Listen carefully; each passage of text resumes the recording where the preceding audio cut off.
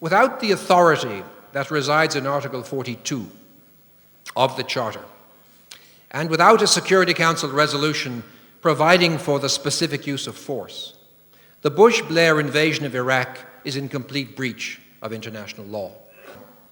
The UN, its member states, its Secretary-General failed to employ all possible means to protect the people of Iraq. Worse, the UN was generally seen around the world to have been acquiescent and collaborative. Ironically, at the same time, in the United States, Americans were outraged that the Security Council of the United Nations had not supported its foreign policy and their self-serving military aggression. In regard to UN collaboration, I'd like to say something. Whereas the invasion was in breach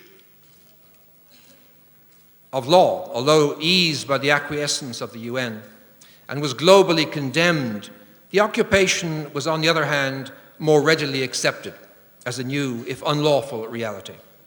The occupation was supported by member states and donor agencies, then actively supported by the UN itself. That support and active involvement constitutes collaboration. And UN collaboration with the occupying enemy was and is a tragic mistake. Collaboration of this kind is unacceptable, an unacceptable role for the United Nations.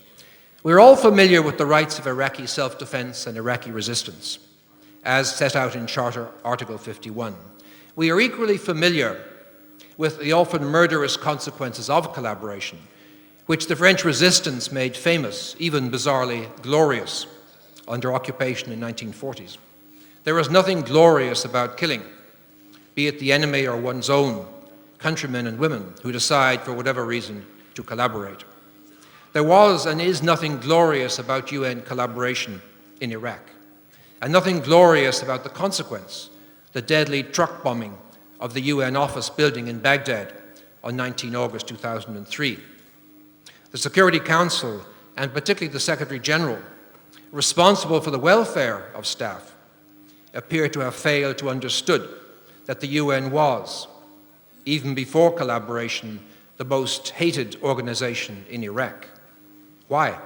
Well, why not?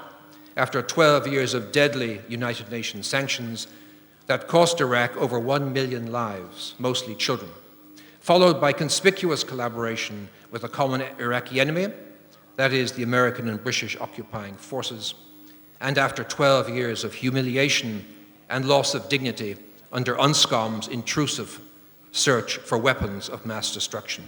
Why are we surprised?